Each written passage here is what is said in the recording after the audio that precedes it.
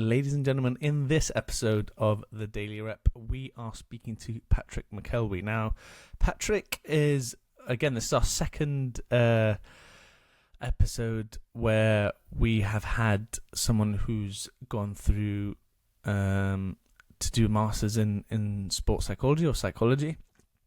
But this episode is more than that. This episode revolves around building a movement, building a community around honest conversations, around vulnerability for sure, especially from me as well. And it's something which I've wanted to do for a long time because PJ is someone who, yes, again, he started Tell Me by PJ and it's resonated in a lot of instances, but it's also something where I wanted to speak to him one-to-one to be like, right, if these experiences that I'm having, resonate to him and vice versa, it becomes the best conversation ever, and it fills you with the most amount of joy and entertainment that we can have. So yeah, it's hopefully a really good listen for you guys. It's something which is going to be a little bit sensitive in some instances, I know, because it's going to hit home for other people, but it's something which I hope will resonate with you, like I said, and it's something that you'll really, really enjoy listening to. So yeah, please do enjoy this episode of The Daily Rep. Please do share it to your friends and your family if you thought that it was impactful. And yeah, enjoy. I like it. There's this major siren going past. Okay, now I'm all good. It's all right, bro. I live on like the road outside, and it's so funny. Or like the people loudest coming street in in the from world, like, literally. But I'll say. Anyway, guys, welcome to episode number 3 of the Daily Rep podcast. Now, I'm a bit jealous about this one because PJ is in a bit more of a sunnier location. If I showed you outside right now, it's absolutely grim in the UK. Yeah. But PJ is out in lovely Australia, mate. Australia. But PJ, thanks for coming on the pod, mate. I really appreciate it. Absolutely. Thank you for having me. No worries at all. I'm really excited for this conversation, bro. I am, and by as the well. way, yeah, I know. I was going to say, guys, if you hear any twangs of other languages in this pod, I apologize. It's not me learning Duolingo every day. PJ's also from Gibraltar, so you get that whenever you speak to a Genitos, we call it, you get that natural twang, and it just, But yeah, bear with us. A bit more of a familiar feeling, a bit more like home. Oh, 100%. Yeah. Not that, obviously, I favour them. Well, yeah, maybe. But, yeah, maybe a little bit. But yeah, PJ, first question for you before we get into it. Why do you do what you do? Why do I do what I do? Straight in. I think I always had a little bit more of a thirst for some things in particular. And I think especially in the recent years, I've really latched on to this love and this passion that I have for conversing with people. And I've always had this belief that I think everybody has their own story. And that's more the foundation as to why I started Tell Me by PJ. So I think everybody has a voice and there should be room for everyone's voice. And that's what I've tried to create with Tell Me by PJ. Why do I do what I do? I think I've learned to just really come to terms with the love that I have for it. And I've realized that I often see in other people that maybe they haven't found something that they love just yet. I think everyone has their own individual path for that type of stuff, and I think I should just really take advantage of the thing that I've found that I do love, and I think that's why I do what I do. That's amazing. I think that's probably like the most open-ended one that we've had. No, it's not like a direct reason as to one thing, as to like a click moment, and I know I love this, and this is what I do. For you, is it like before we get into your journey a bit, is it like a bit more of like an ever-evolving thing for you? Like as you speak to more people, and I'm loving some of the bits that you're doing, by the way, I'm going to get into it for sure. Yeah, thank you. But is it for you, is it always ever-evolving, and do you think you'll ever have that like kind of click me moment and being like, no, that's the specific reason why I do what I do every day?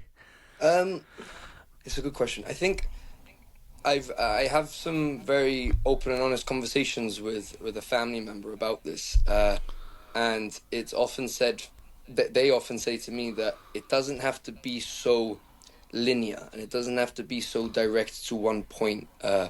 What Tell Me by PJ can stand for. And I like the idea of it being open ended. I like to think that I'm on my own little pathway to figuring out and discovering what Tell Me by PJ can evolve to. So with that in mind, I'm trying to try new things. I'm latching onto little ideas that I'm having and little creative spaces where I say, okay, well, maybe I can pursue this type of projects. Maybe if in the last year or so, once I really started to brainstorm, I had this idea where I said, okay, well, let me branch out into maybe 4 different brackets here, and I can play around with them, because part of, I think Tell Me by PJ is always the type of space where I want people to share, and I want people to feel comfortable enough to share, and much of that is getting to know what's going on internally, and I think this is quite a unique thing with Tell Me by PJ, because I'm very much discovering and seeing what it can look like. I'm learning a lot about myself. I'm learning a lot about through these conversations. I learn a lot about the people, of course, but I also learn a lot about the things that are on my mind, and I like to explore those more. And so when I do have an idea which maybe goes away from a normal, let's say, conversation one-to-one with somebody, which I was so dedicated to at the beginning, I say, well, okay, maybe this is what Tell Me by PJ can look like as well. I can make it look like this, and it can look different and it can feel different, and that's okay. Does that make sense? Yeah, no, 100%, 100%. I think it's quite. Oh, I'm gonna say we're gonna get onto what you do in a bit, but I think every single time you bring up that point, it resonates with me, because I saw this from a friend yesterday, who's very much gotten into his fitness and things like that, and various different fitness challenges. I think did an ultra marathon and Sure. did a high rocks before that. Callum Hassel, Yes, of course. Yes, Callum, I think, is a mutual friend of ours as well, and he said he put a post yesterday or the day before yesterday, and he was like, it was something to do with like saying, oh well, why are you doing this? You're only 25, or why are you only just 25? And he's like, yeah, but. And then he flipped the narrative, and he was like, "Oh no, I'm doing this because I'm already 25." And like that, I was like, and I think it resonated with me. And then it was something I wanted to chat to you about, because I think I put so much pressure on myself. See, there's the double tune going there. Sometimes where I almost feel that you put the pressure on yourself to be like, shit, I haven't done this yet, or shit, I haven't, got my first house yet, shit, I haven't, I'm not saying, I don't know, I haven't, I'm not married yet, or whatever it is, 26, Yeah. But yeah, you know what I mean? So like, I think it's amazing that you say that, and I want to get onto some of those bits that you've done, because I'm really intrigued to hear some of those, obviously very anonymous stories about what you've seen in different types of people when maybe the identity isn't known, almost when it's like completely Sure.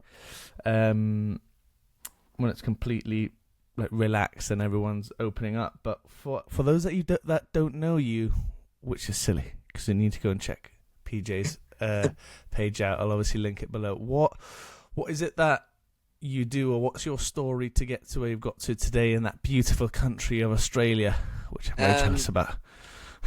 The story, well, specifically around Tell Me by PJ, I would or say just you in general, bro. Just me in general.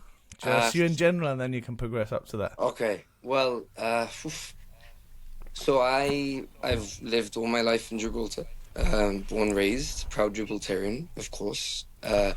Finished studying in Bayside's local, and I went off to the UK to study, just like many 18-year-olds back in Gibraltar.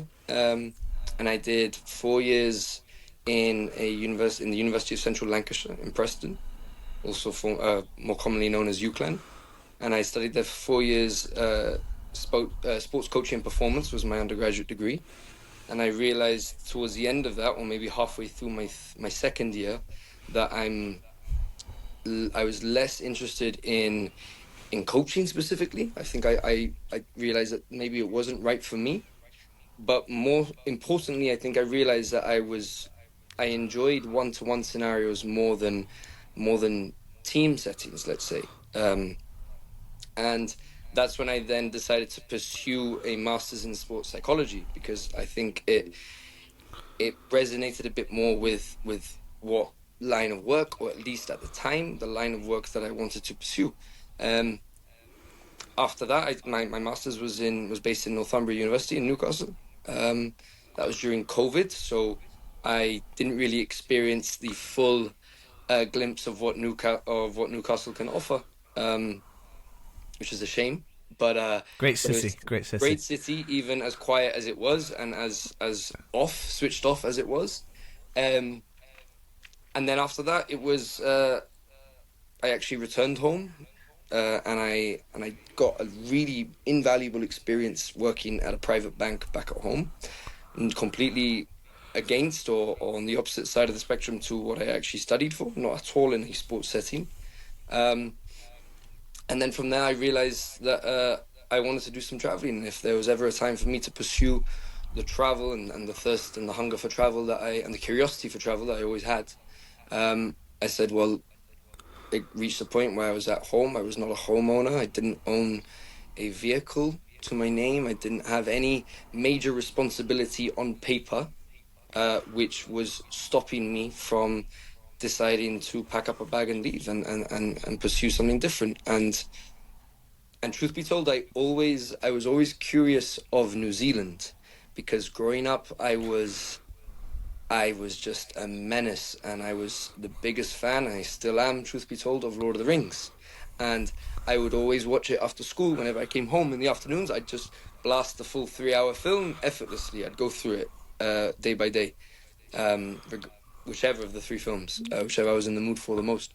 And with that in mind, I always saw the landscape and the scenery in those films, and I knew that it was filmed in New Zealand. And I said, well, I have to go there. And that's when I said, well, I can't directly fly to New Zealand. I can't really directly fly to Australia either. But let's look into Australia more. And I had a cousin who had travelled out here, and he had done 3 years, both respectively in Australia and New Zealand. And he had a link to a guy who ran a farm. And at the time, the rules of this visa that I applied for were you had to do 80 days of work, and it had to be in a certain industry. And the farm work made the cut of the industry. I said, I've never worked on a farm, never imagined myself working on a farm, but let's try and see if this is my gateway into the country for the benefit of the visa. And I landed the job through the help of my cousin, and I got the visa, and then the flight was booked. And since then, I realized that farm work was not at all for me.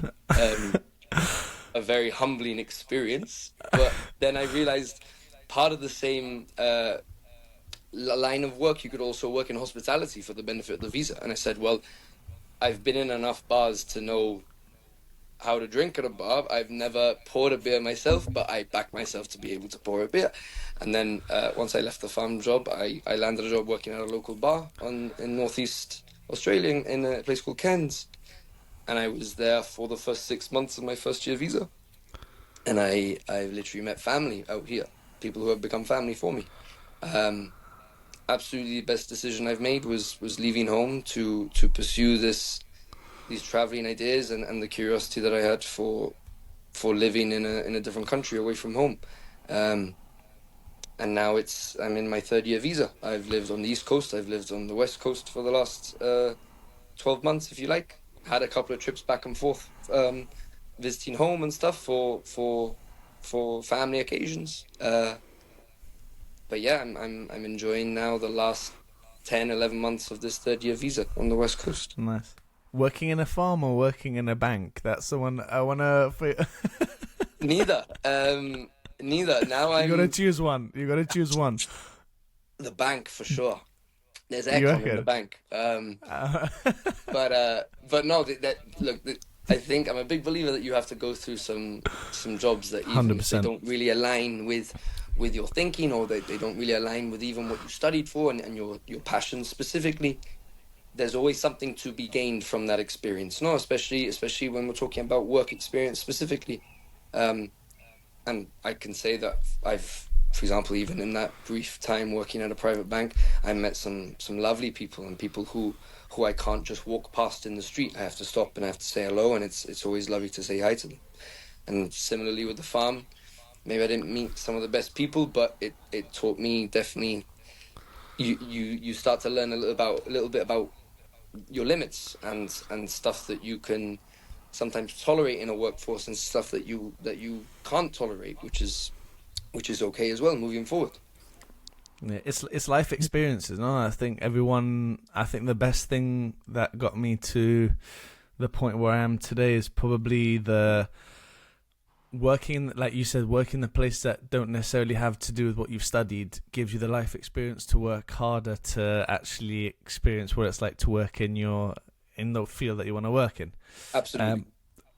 But and that I love your story because obviously knowing you personally as well, I knew it, but I think hearing it again, resonates and it even puts me, I'm going to be honest, it puts me at ease, knowing as well that, like you said, the path is not linear. It's not like Yeah. it doesn't, and that's why I think that was my first kind of point to you. I was like, do you ever, and you said like you've lived in different places and things like that, and I've very much gone through similar experience, not to that extent just yet. I've told you when we're off air that's something I definitely want to do. Of course. But when you went to Newport, or you first booked that first flight out, did you ever have that sense of not dread, but like very, like a little bit of nervousness, knowing that I don't know too many people out there, or this is a new place, or do you thrive off that?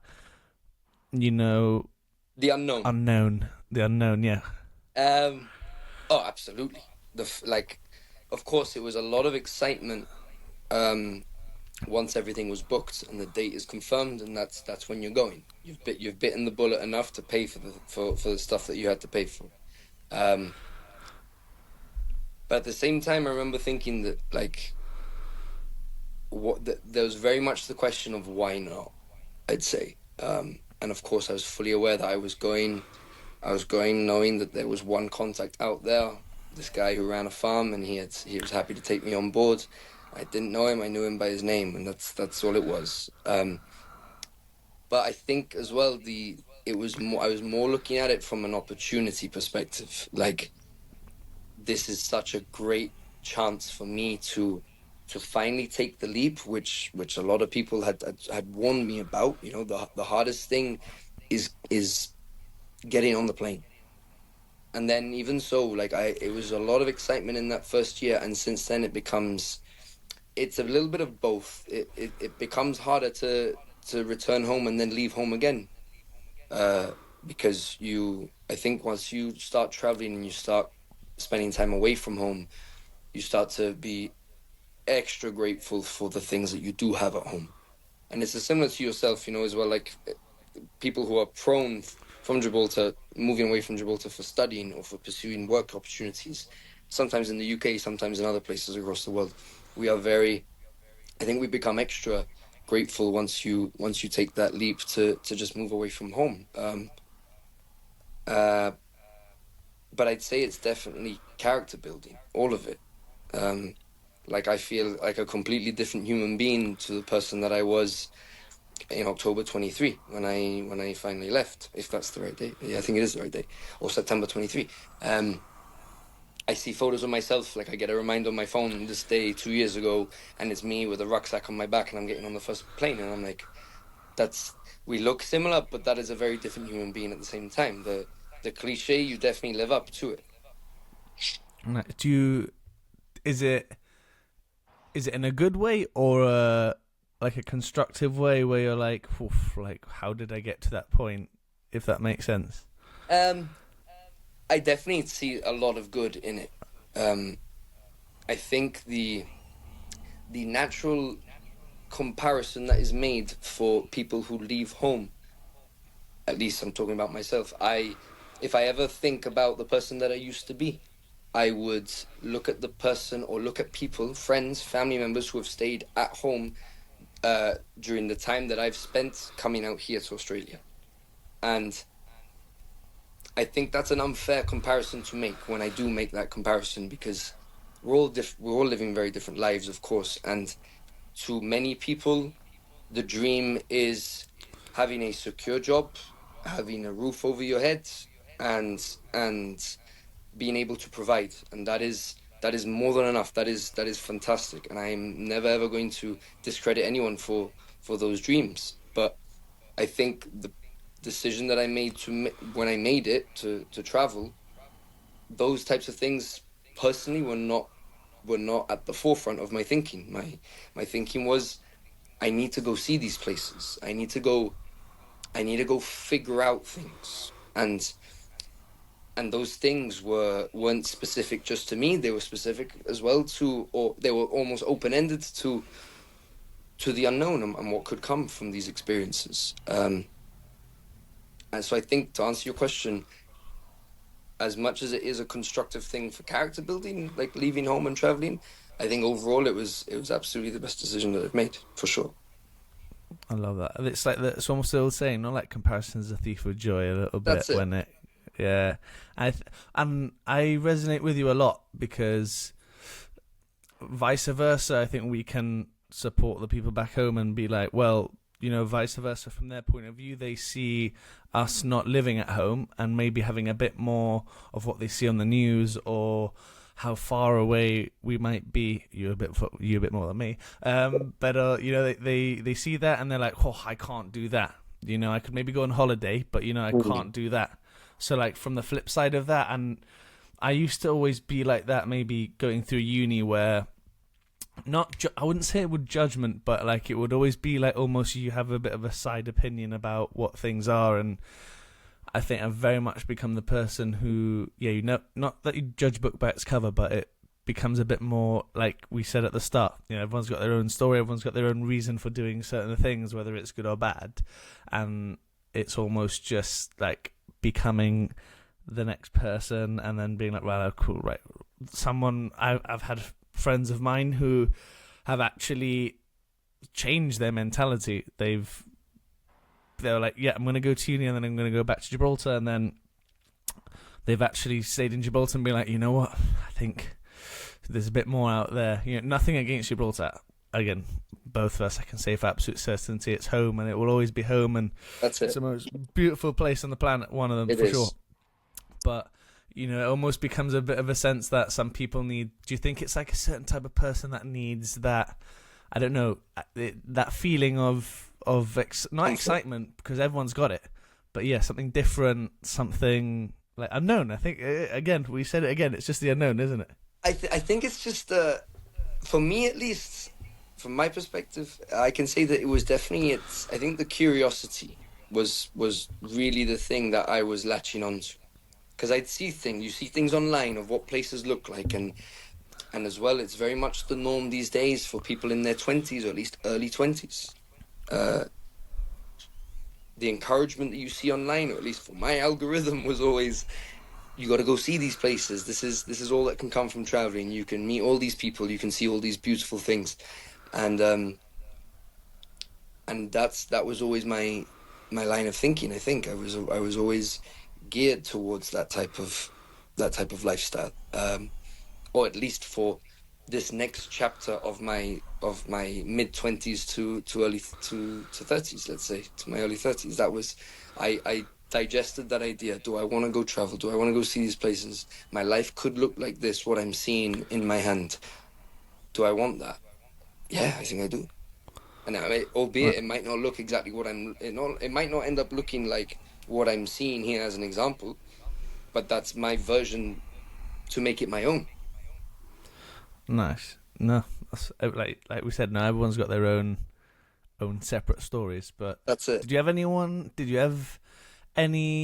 or maybe at the start, did you have anyone who maybe kind of was like, oh, what are you doing? You know, no, you need to go, like, settle down in a job or something like. It's quite an open-ended question, but because I always used to take personally what everyone's opinions were, until it got to a point where I probably filtered those out pretty quickly, to a point where I am today, where I'm just like, not in a disrespectful way, but I'm like, are you, that individual, gonna contribute anything, or have you been in that situation before? And then I'm like, if not, no disrespect, but excuse my French, shut the fuck up.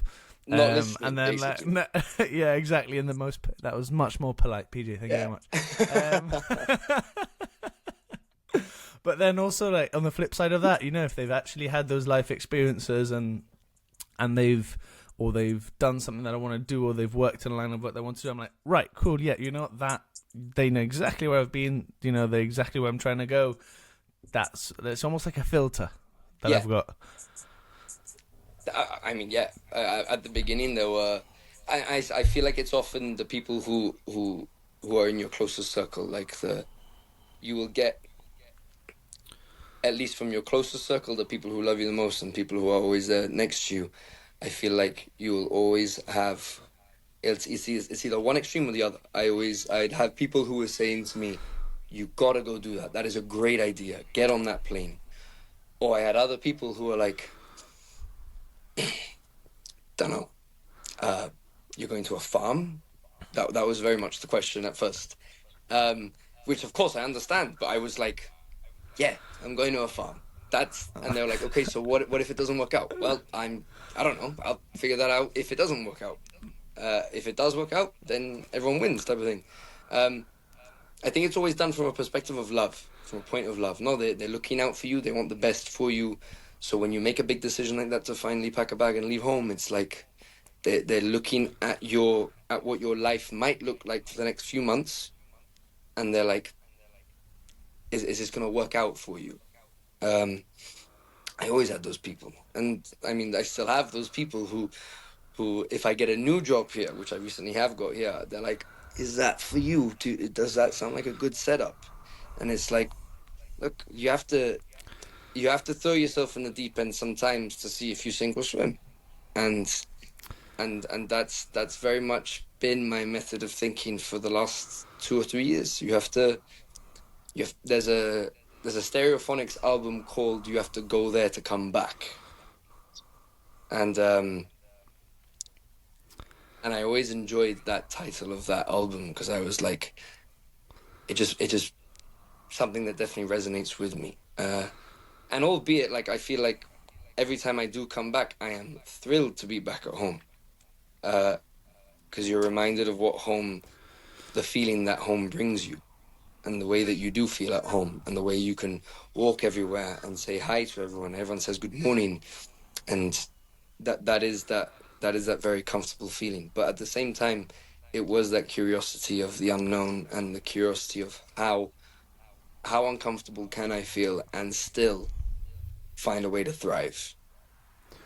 Nice. Do you reckon it's like not a scared mentality that people have, but a fear of failure if they put themselves out there to do something that they've maybe always wanted to do, but they've never ever gone for it?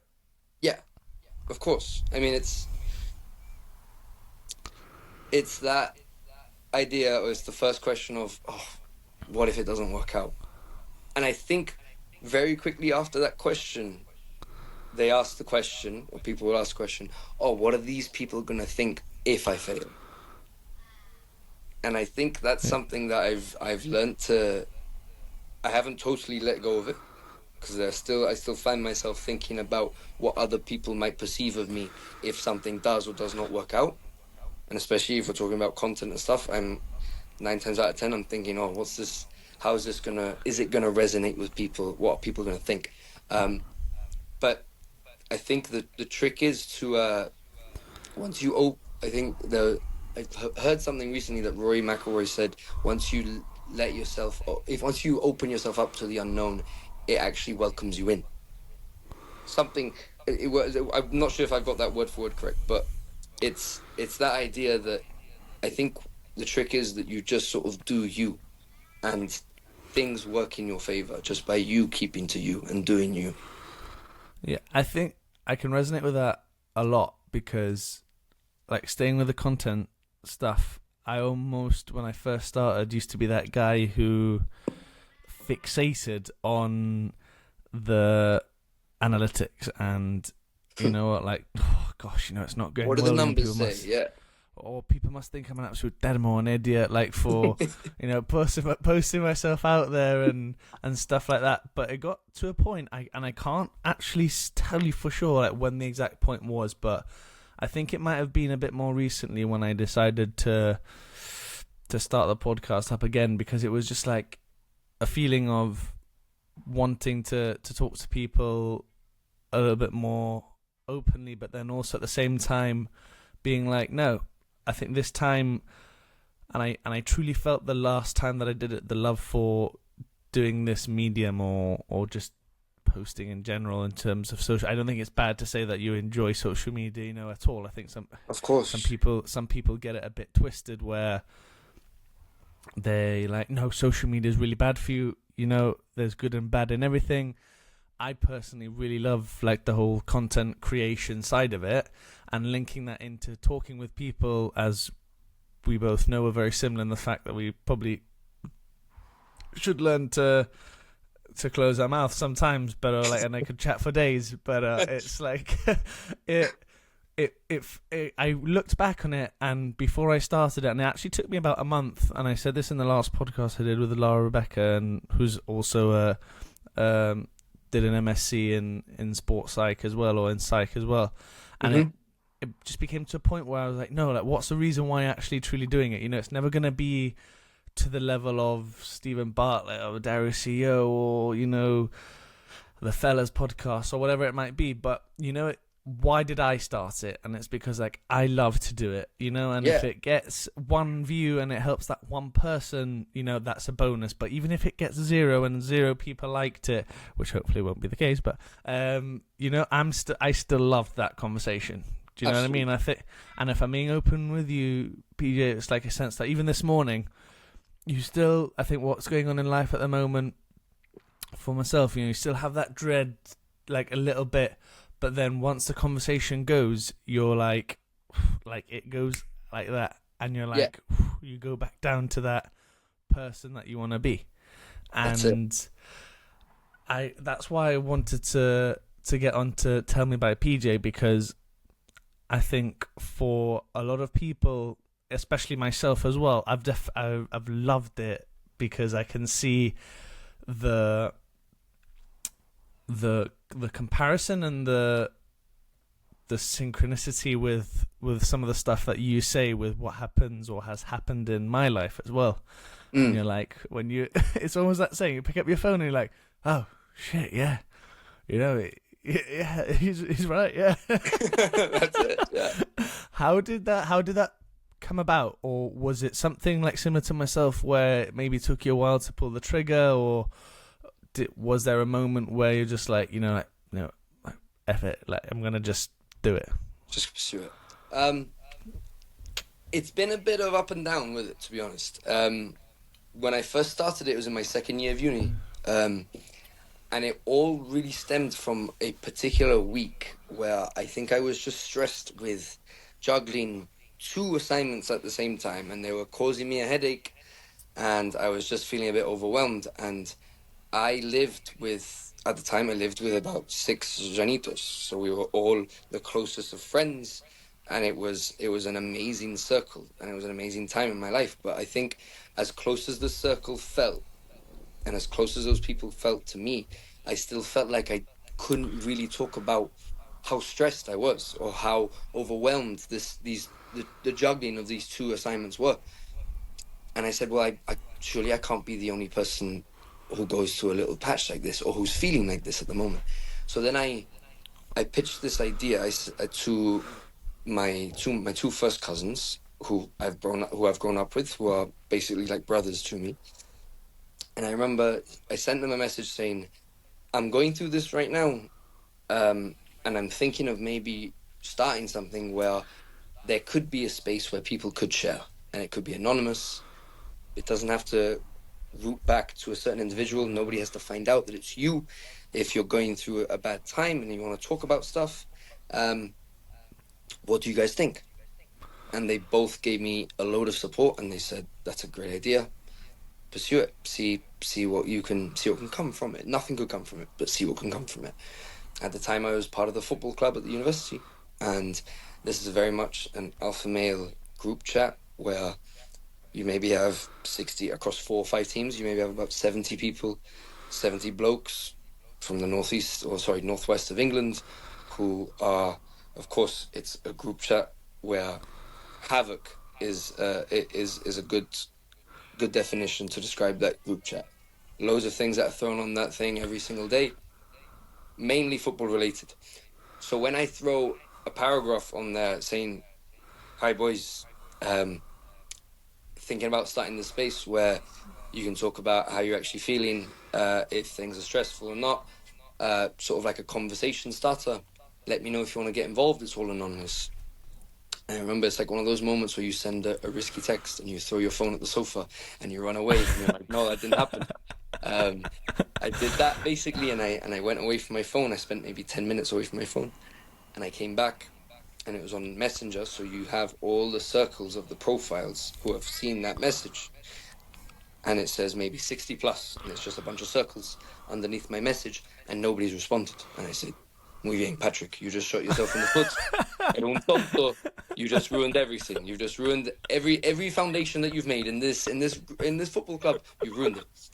And I go to my list of conversations on that app, and I had maybe 7 or 8, close to 10 private DMs from big characters in that football club saying, I'm going through some shit right now. I'd love to speak to you. I'd love to sit down. I'd love to get involved with whatever you're thinking. And it was very much a moment where I got goosebumps. I remember I was alone in my room, and I was like, because I was also reading the names of some of these big characters who very openly said to me privately, I'm in the shits. And I remember thinking, I never would have guessed that person is going through some shit. And then that was very much a real moment for me. It was a very raw and authentic moment where I was like, this matters. This means something. And again, it wasn't a feeling where something will come from this, but there's a little bit of a spark here, and you can work on this. This is a plant that can be watered if you like. And so then that's when I started having little conversations, and I started like just arranging it with people. I'd meet up for a coffee, and it was very much a personal thing where they would just almost offload on the stuff that's going on in their lives. And there was so much questioning behind it at the time. They were like, so what, are you trying to pursue therapy? Are you supposed to like respond as a therapist? And I'm like, no, this is very much not that. I'm just trying to at least give you the reins and say, look, you can talk about this. We can talk about this. And I think the main point that I tried to emphasize every single time was that I don't have to voice record this conversation. It doesn't have to be done for the purpose of me to create content from this. Because I think if we're able to sit down and have a conversation and it can last 15 minutes, you can just get that thing off your chest and you're going to feel better in 15 minutes after we finish this conversation, then that's a win. If you are good to go and you are absolutely okay with me recording this conversation and I can create something from it to hopefully share, and it can hopefully resonate with somebody who watches it or reads it and can relate, and they can feel less in the mud about what they're going through, then more than one person wins in this dynamic. And then since then, I think I go back to some of the earliest content that I released, and it was very much a still image, and then you'd swipe, and then I think the earliest content was a still image, and all the conversation or the snippet of the conversation was in the caption. So it was a lot of reading, and then I tried pursuing that strategy for a while, and then it got to the point where I'd die out, where maybe I wouldn't think about it, or I wouldn't have a conversation for months on end. And then every now and then I'd throw up content after I'd have one good conversation. And it was a lot of back and forth. And I definitely think in the last 3 years of me leaving home and pursuing this travel period, I recognized that it was a great opportunity to just see to what extent I could really pursue it. And I was very much curious, as I mentioned before, using that word again, curious about having conversations with complete strangers from completely different corners of the globe in an unfamiliar country like Australia, or even when I went and did some solo traveling in Southeast Asia. Who could I meet there? Who would be willing to sit down, and what could we speak about? And almost the heights and the opportunities seemed endless, and they still do. I like to think that I've gone on a very much up and down journey of going through a great rhythm with the page, and then taking time away. And sometimes the time away has been accidental. Sometimes it's been with a motive in mind, to recharge, to reset. Similar to your podcast, where I'm pretty sure you started it a while back, and you pursued it for a while, and you recognize that maybe it's something that you can take a step away from. You maybe need to recharge the batteries. And I think just by realizing that you have a little bit of a passion, you have a little bit of something inside you, and a little bit of a thirst for a particular topic, it's something worth pursuing. And that's what I've realized slowly over time, that this is definitely something that I would love to make my life's work. That's incredible. Yeah. It gives me goosebumps, like your your private message did.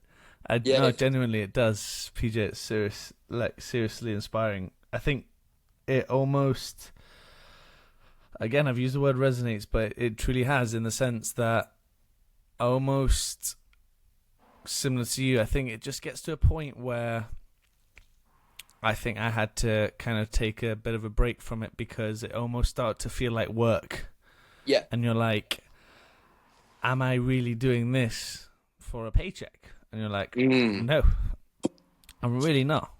Some people, land in a very privileged position where they might, get monetized for their passion. But I think very much in this scenario, it's never been or never will be a source of a source of income. It's more so to chat to people like yourself, and to almost, similar to your conversations, to almost get things off your chest which might be, battling up inside, lingering. And yeah, absolutely. Exactly, yeah.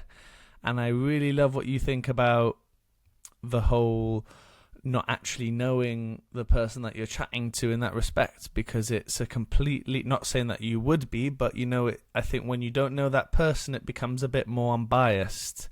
And Absolutely. You're like, because when you're chatting to some people, I think, which and I've definitely had it in my line of work, where because that person, you need to feel that you need to filter what you're going to say, because you don't want to hurt someone's feelings, or which is natural, and that's just being a human being, and never wanting to offend anyone. But when you've got to,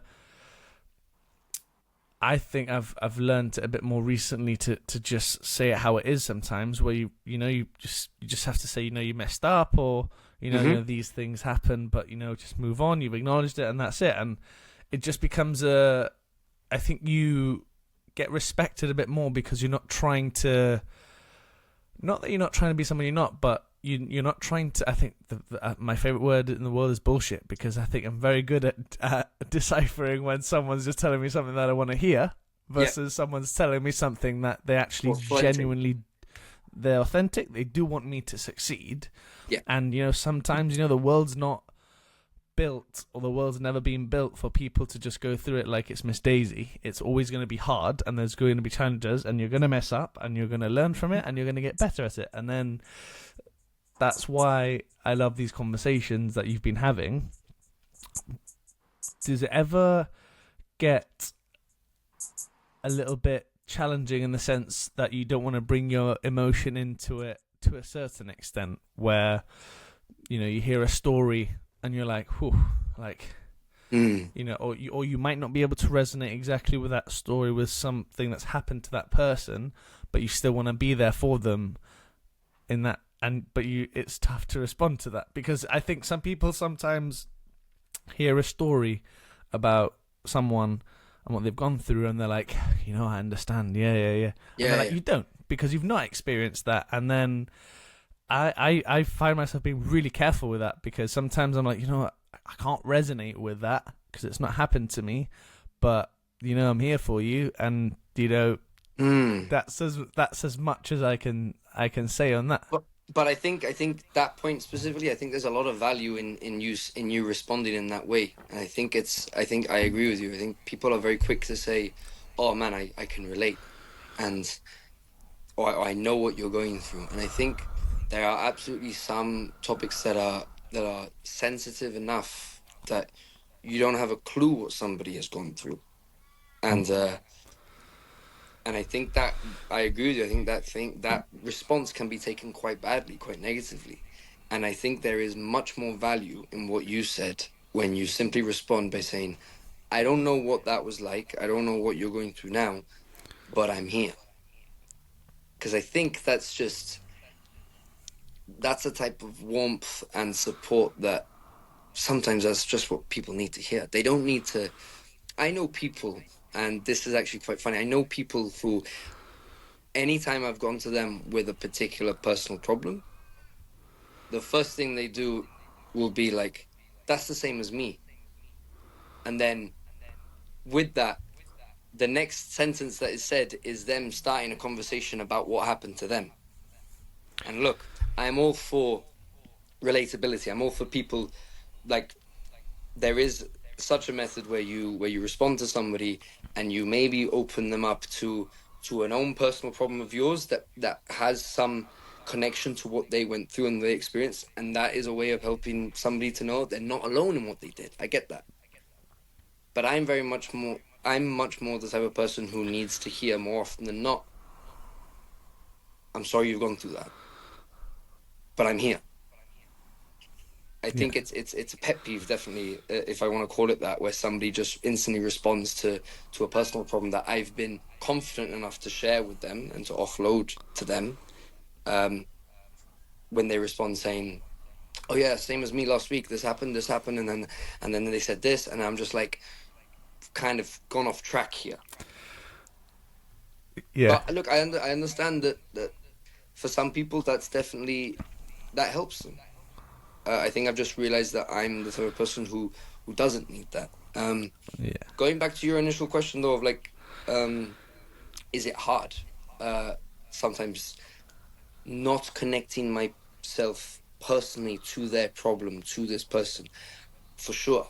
The same family member who I mentioned before, great piece of advice that he's always given to me is, anytime that I'm having a tough conversation with somebody, whether I know them or whether they're a stranger,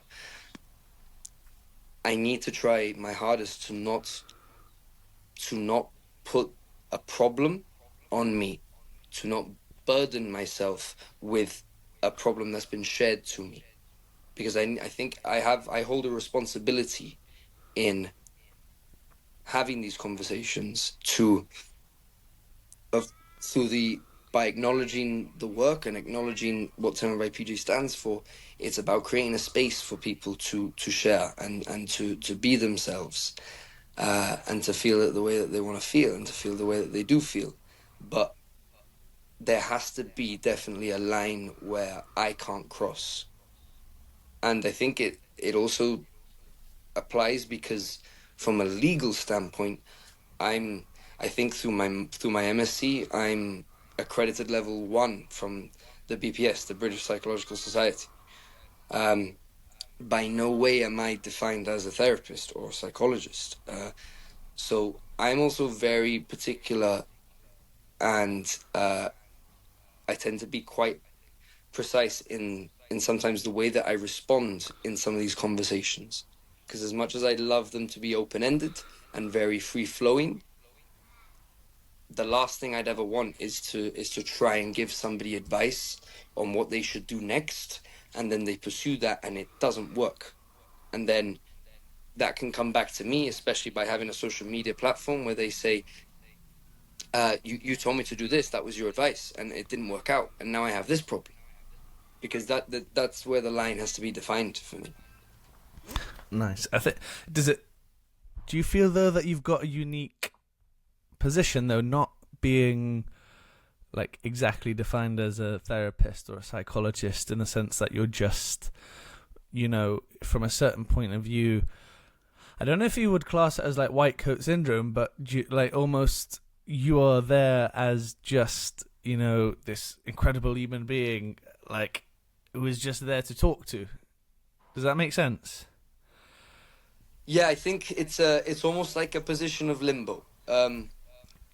But I think the more it grows and the more time I dedicate to actually trying to pursue Terrain by PJ as my line of work, I think I'm growing in recognizing the responsibility that I hold. And I take it very seriously. Because I never want to overstep the mark. And I want it to be...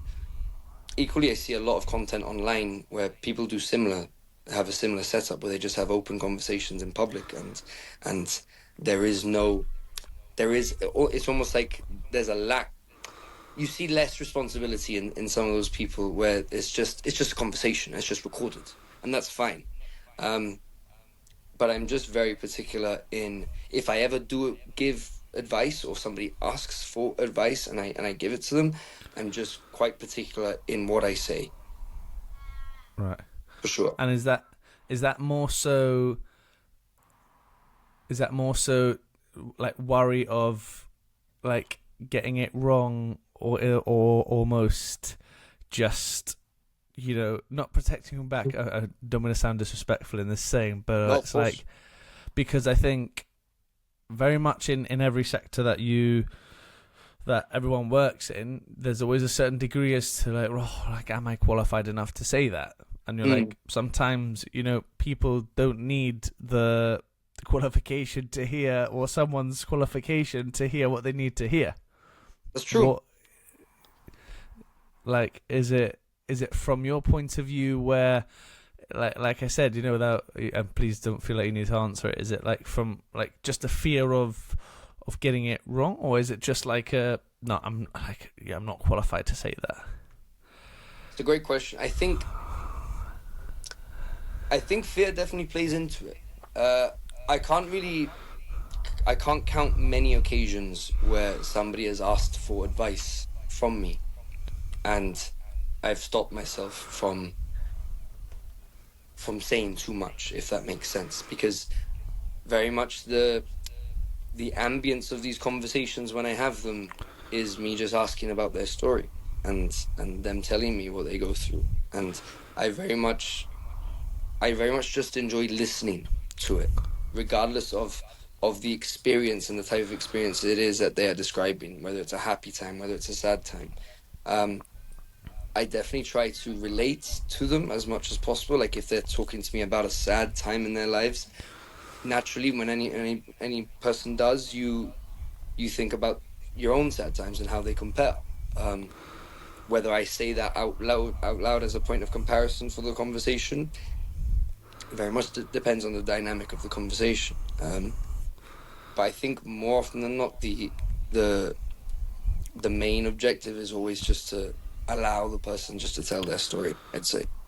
Nice. I love that. Very similar, without trying to compare, it's very similar to the way we're talking right now, I suppose, no? It's of course. It's in that respect. I think the unique benefit that you have is that, I think, which in my opinion, and it's going to rattle a few feathers, is you get a bit more engagement actually from speaking to you, is because you have that foundational knowledge which you need, but then at the same time I think you're building those life experiences to actually be able to really honestly and truthfully, because I think some individual like us, a lot of individuals would be like, I could go chat to you, but without being disrespectful again, what have you done? If you've worked 9 to 5 behind a desk as a psychologist, or as a, I don't know, regular 9 to 5 job, which well, there's nothing wrong with that at all. Again, I'm going to premise that by saying this. And then you're then trying to give out advice, life advice, and you've maybe gone on your one holiday a year. Again, nothing wrong with that. It might be slightly harder to chat to. I think that's fair to say. Versus someone like yourself who's, they've had that experience of going to uni, the knowledge is there, and then you're having these incredible adventures, and you've experienced what it's like to start fresh almost in 1 to 3 different places. And that is life experience, which I feel sometimes is more beneficial than 4 years of experience talking to professional athletes. And I think vice versa, as I'm not a professional athlete, but I would think that a lot of professional athletes like I work with today would have a similar opinion. It's just like, do you have, and it's similar to my field as well. I think a lot of the reason why I get a lot of buy-in from players is because they know I've played the game before, not to the same standards as they have, but I think it's comparable in your scenario.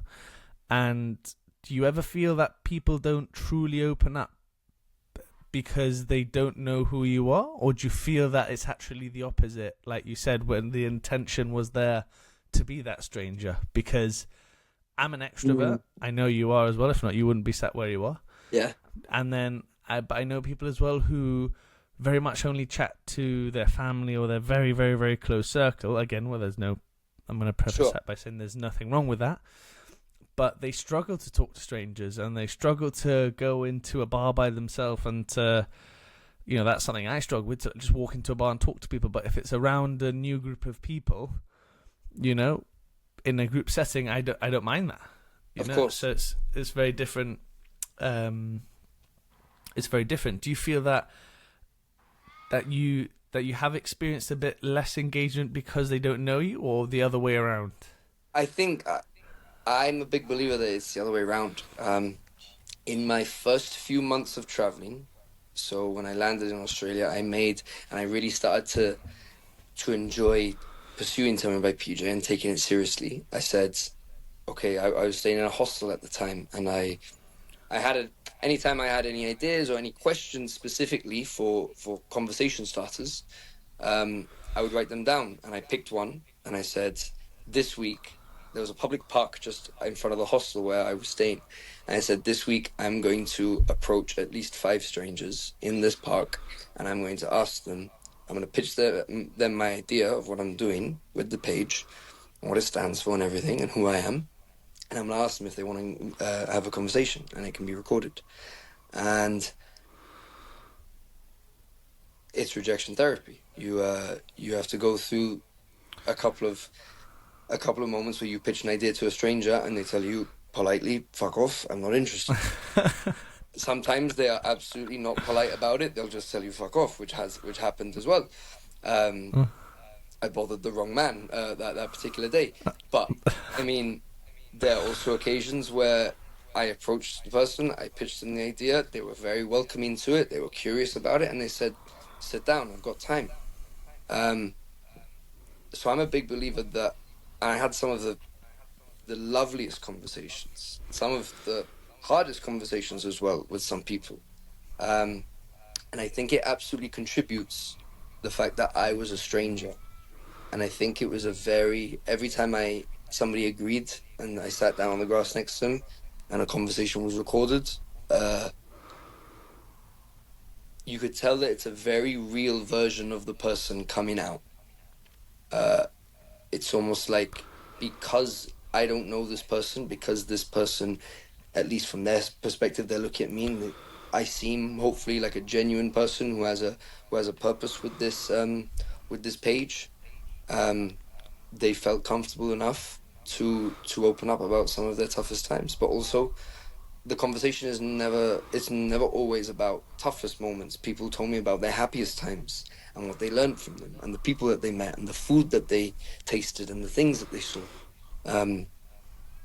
I think people will be more open to speaking to a stranger about some of their toughest times.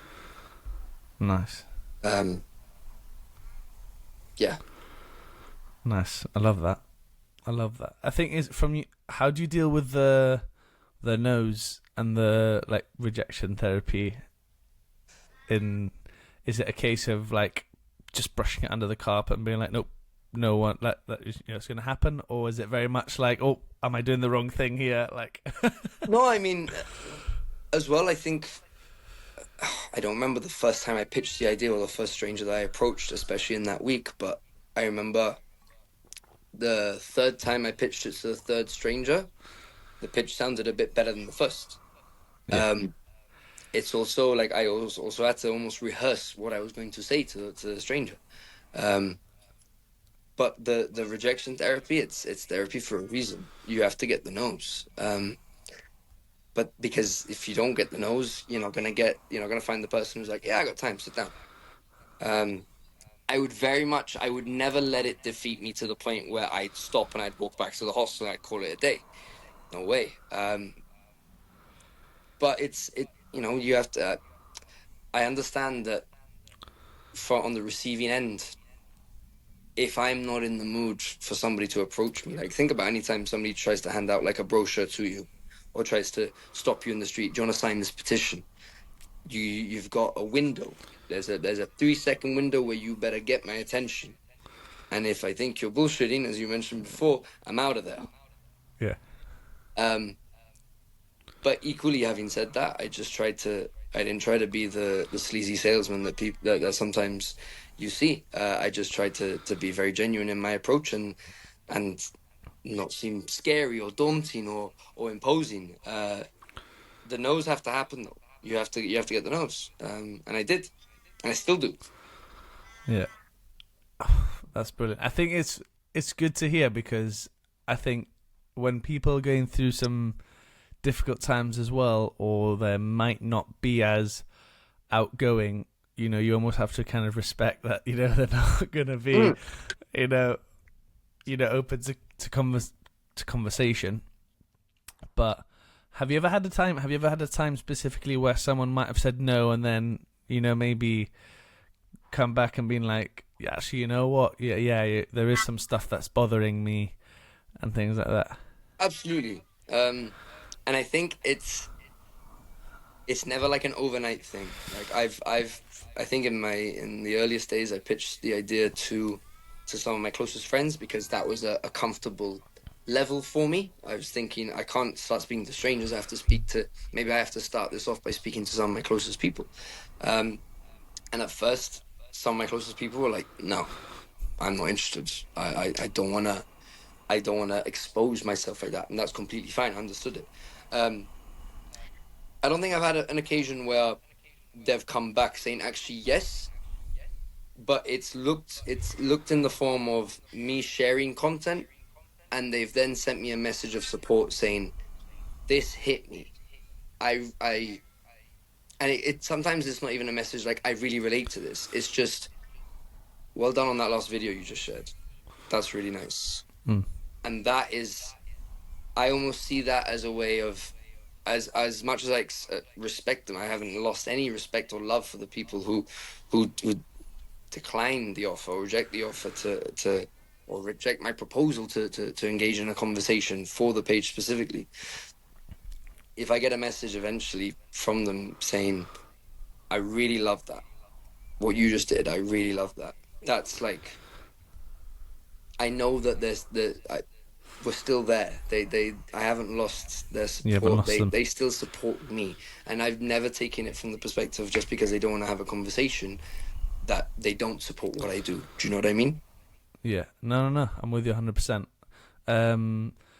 It's not directly talking to you in that respect. It's just it's just the acknowledgement, which means equally as much. Of course. From your point of view, like, what's something that's been, like, with the experience that you've had so far, is something that, I'm not trying to flip the roles here, but like something which maybe when you first put yourself out there is something that you've struggled with? Because I know a massive one for me, and I'll be open with you, is that feeling of being by yourself and the loneliness as an extrovert or someone who thrives off other people's energy, or moving to a new place, which is something which still continues like to linger. Mm. Is that something that you've experienced well, or something else maybe which has hit you and you've almost had to overcome it yourself, which then adds another string to your bow when you chat to people? Um, it's a great question. I think the hardest thing is it's the imposter syndrome, I'd say. Uh, I think we can all relate to it. Like I do have those moments where I'm like, who the hell am I to be doing this? Like how I get it that I've worked to create something, and I do believe in something, and I also think it's starting to believe in me back, which is really fun. Um, I do have those moments where I'm like, nothing could come from this, or sometimes worse. Uh, I could pursue this as much as I want to pursue it, and it will just be mediocre. And I think sometimes that eats at me a little bit more. Um, I think the hardest is sometimes living up to.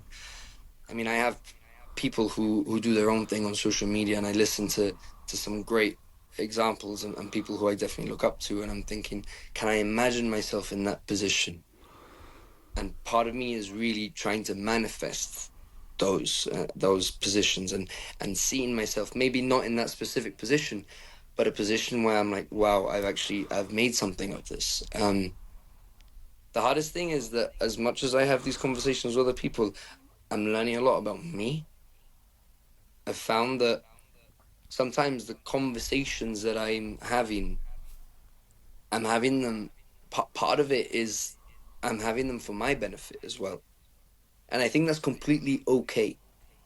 Um, when I have these interactions, I'm learning a lot about myself, about social media, how much I definitely do not know.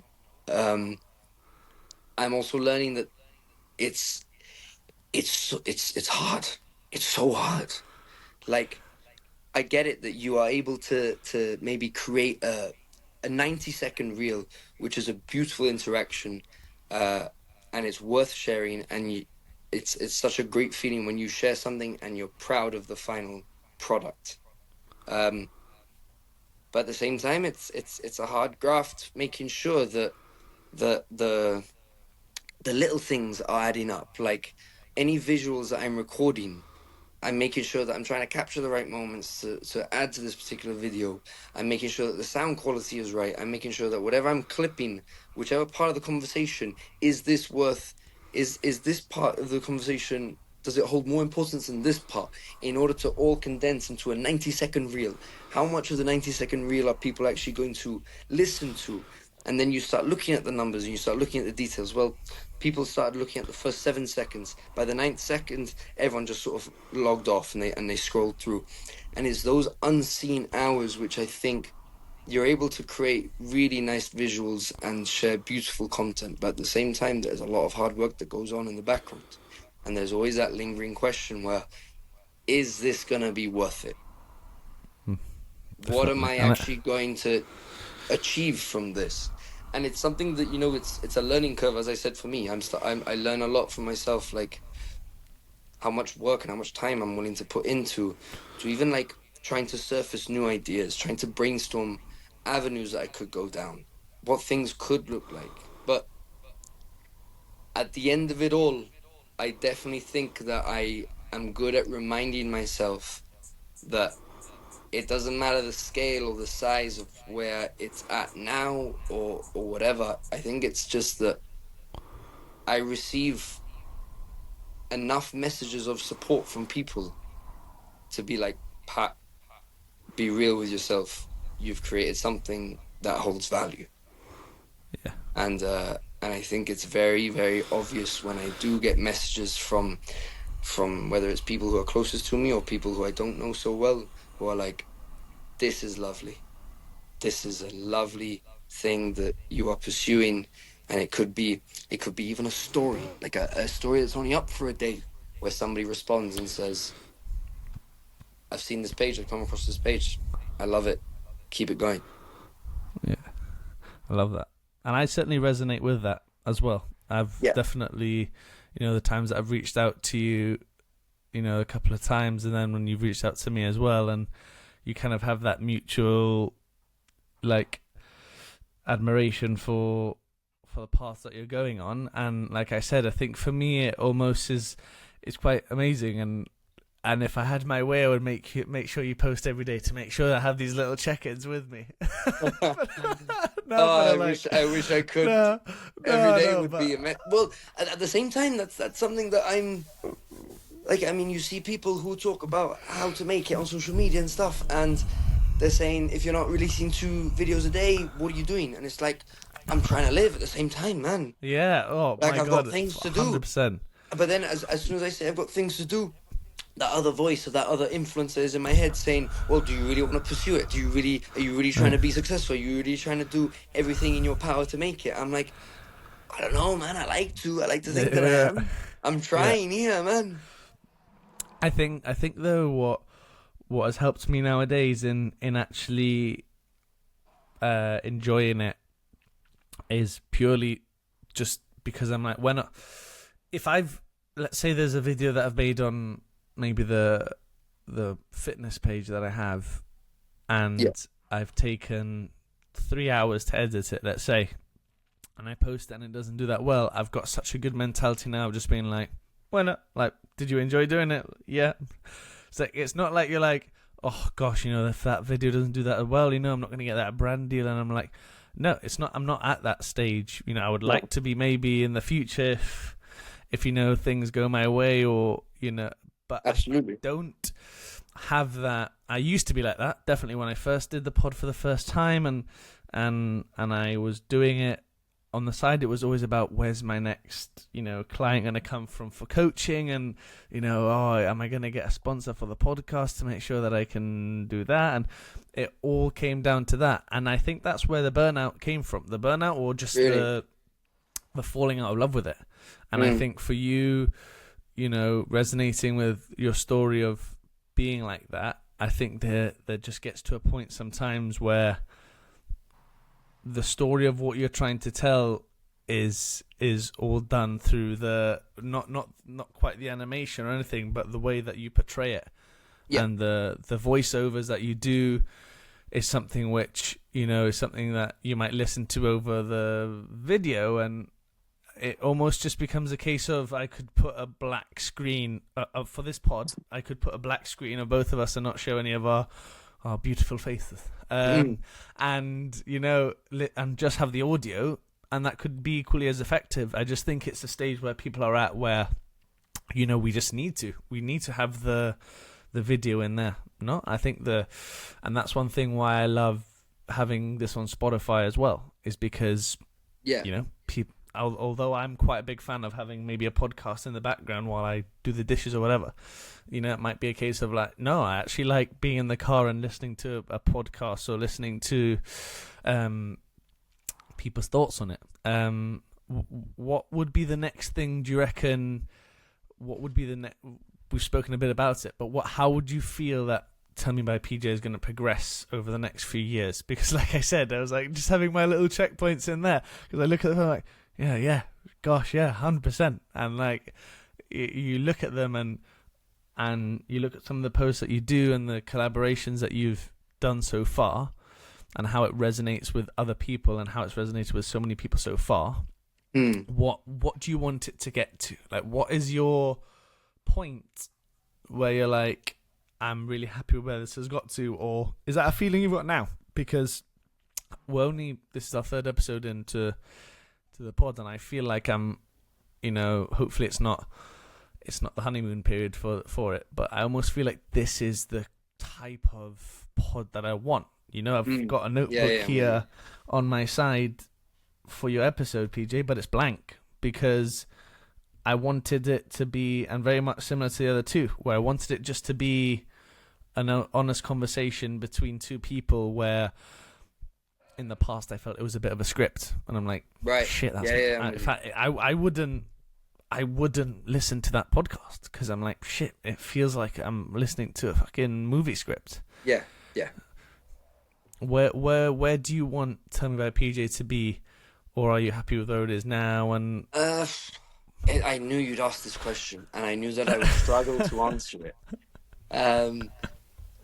I think sorry. no, it's completely fine. I think it's very much.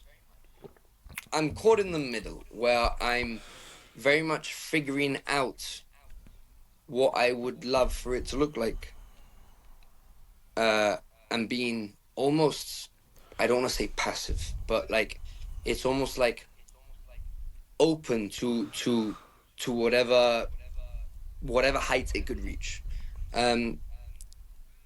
But there are definitely ideas and manifestations in my head of how it can look. Whenever somebody's asked me this in the past, where I want it to get, I'm always sort of like, the first thing that I say is that I definitely want it to become some sort of brand or community, or at least something that people can believe in, or a movement. Sometimes I even use the term movement. Because then I have these questions and I have these conversations where people are like, do you want it to look like some sort of clothing brand or some sort of like therapy community or some sort of whatever definition you want to get it to? And I struggle. I really do struggle. Even now, I'm struggling to put words to it of what I want it to look like. And I think it comes part and parcel with the open-endedness I have for it. I've only released one source of actual clothing merchandise, thanks to 777 and my good friend Buddy, who has been so kind and generous and supportive of Tell Me by PJ, that he simply believes in it, and he believes in the work, and he believes in what it stands for. Him and I definitely align with our values. Him respectively with 777.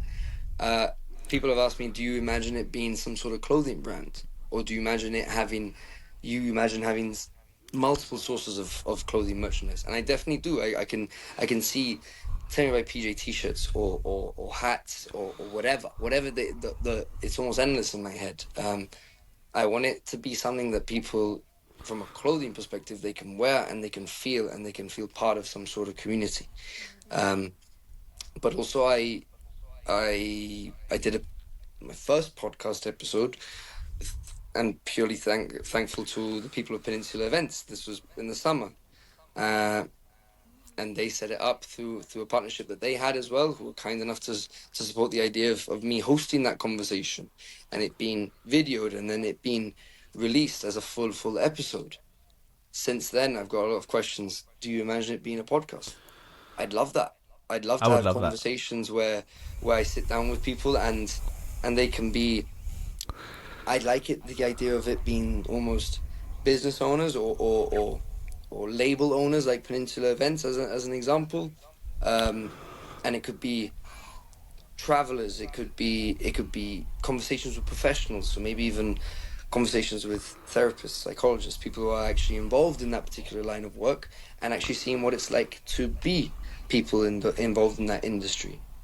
I also love the idea of, if I'm going down the route of podcasting, without spilling all secrets, I've pondered on the idea of setting myself up in travel hostels and sitting down with people who are traveling through, and I ask them about their story. Where have they been? Where are they going next? Do they like it here?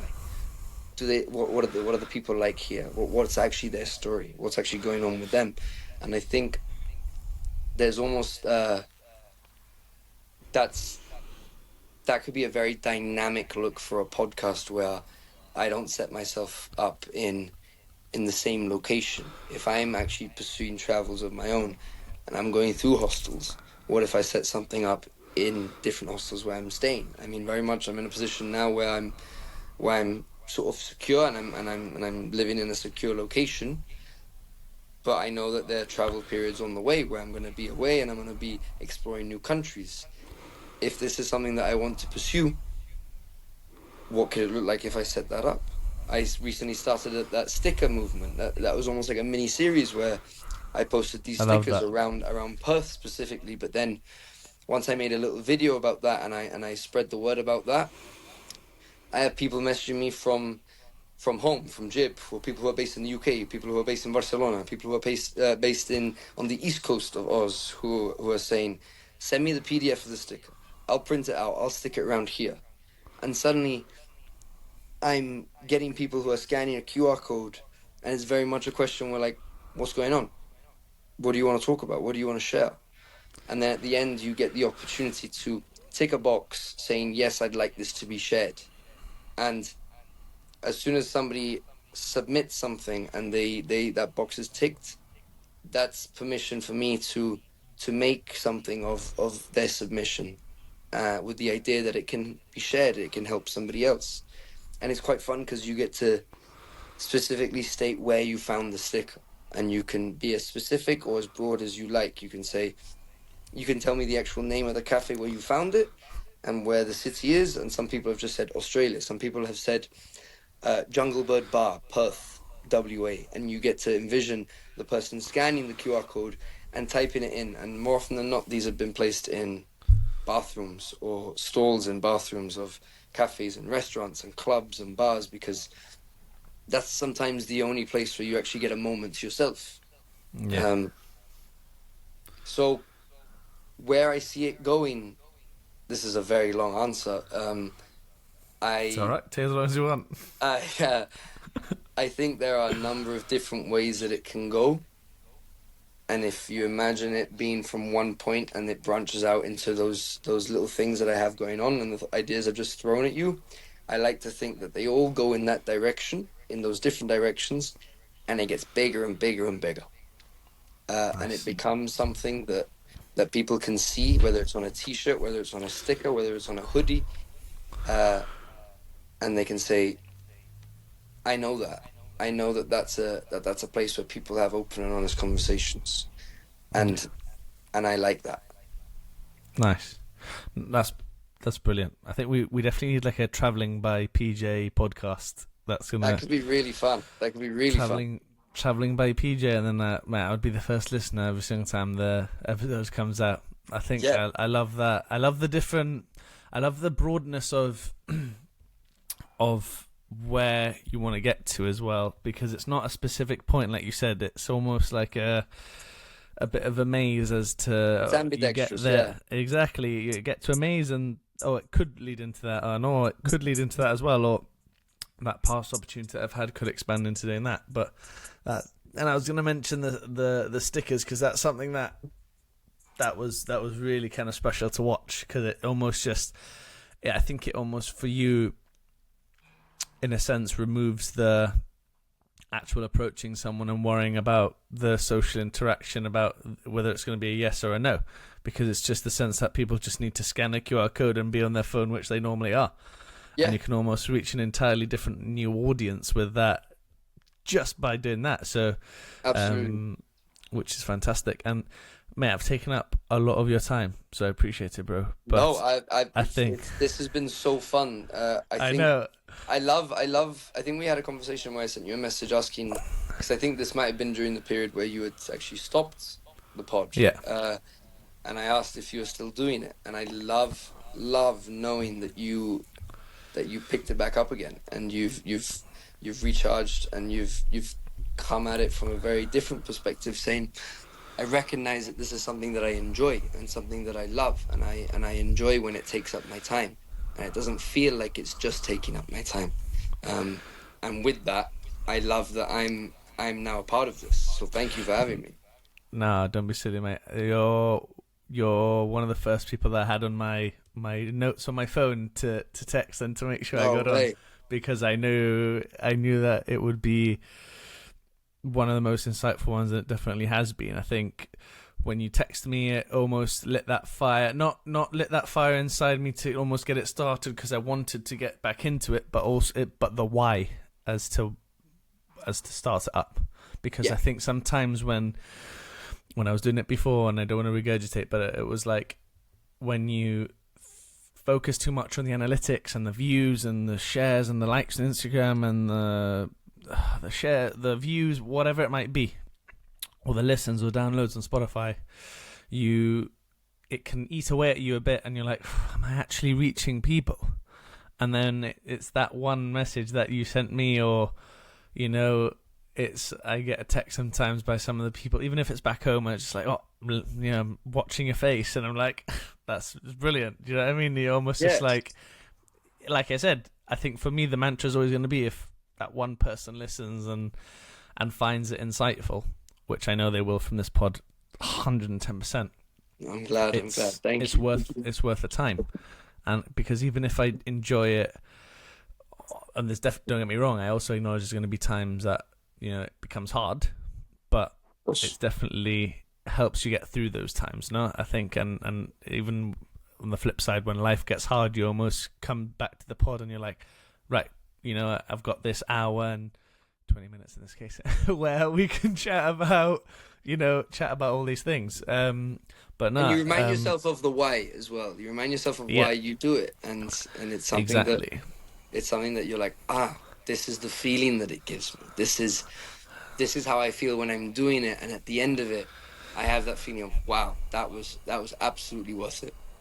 100%. And I think some people lose that, and like I said, I think we're both very good at filtering out when something's authentic and genuine, or if it's just from a place of monetary value or striving to gain monetary value. But mate, my last point to you is so we asked about why you do what you do.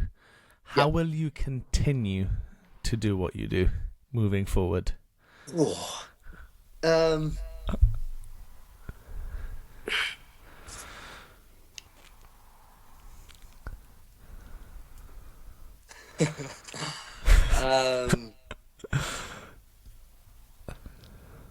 I'll continue to do what I do by reminding myself of the goodness that comes from it. I'll continue to do what I'm doing because I know that it's connecting people, and I think it's very, very gently reminding people of the connection that we can have with one another. And I think that goes a long way in today's day and age, where sometimes you can see that being lost with some things, whether it's talking about developments, technology, and stuff like that. I think human to human interaction, and the rawness and the authenticity that can come from that connection is of something that's very profound. And I think I've reached an age, and I've reached an understanding of what I'm doing, to the point that I'm good at reminding myself of that.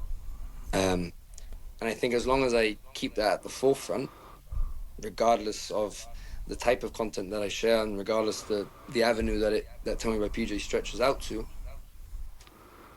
keeping that at the forefront will mean that it's always done from a place of genuine, what's the term? Just goodness, I'd say. It comes from a real place. That's amazing, mate. That is brilliant. And please do. I definitely hope that it continues, because it's been now very you get to hold me to accountable for it as well. So I just send a quick message, being like, hurry up. Why has it been 2 months? ¿Qué pasa? No, generally, PJ, it's been an amazing conversation, mate, and I know for sure, you know, I'm very, very aware that this podcast is very much in its infancy. No, that's not the right word. In its comeback, but you know, I definitely know this one's going to be an impactful one for many people. So, mate, I appreciate your time, and like your time, which is about 4:30 for you, and unlike here where it gets dark at about 4:30. Enjoy the rest of that sun, amigo. Absolutely. And hopefully hopefully, fingers crossed, it won't be the last time we'll have you on. Hopefully, fingers crossed. I would love to be back. Thank you, honestly, James, for having me, and it's been fantastic. I loved every minute of it. No worries, and please, guys, do check all of PJ's links in the description. Please do show him some love, because honestly, like it's a brilliant movement, and long may it continue. So thanks for listening to this episode, and we'll see you again on the next one. Cheers, PJ. Thank you, brother. Appreciate it. Ladies and gentlemen, that was another fantastic episode, our longest one to date. Definitely the most impactful one in regards to closeness to home and understanding around living life and its challenges, but definitely how you perceive those challenges, how you get yourself out there, and how you just like build the life that you want to live. And it's something which sometimes I look back on and I'm like, right, am I living the life that I want to live? And speaking to PJ today and hearing his story definitely, reminds me of that. And it's something that I'm definitely going to keep doing and making sure that I do in future. So a massive thank you for listening to this episode of the pod, guys. Third episode in now, and I've found that love for it again. I'm definitely feeling the little jitters before we start again, which is good because I want it to go well, but also at the same time knowing that deep down, as long as we have a really honest conversation, that's all that matters. So yeah, we'll hopefully, again, if I've not bored you to death this one, we'll see you next week for another episode of The Daily Rep. Have a great week, guys.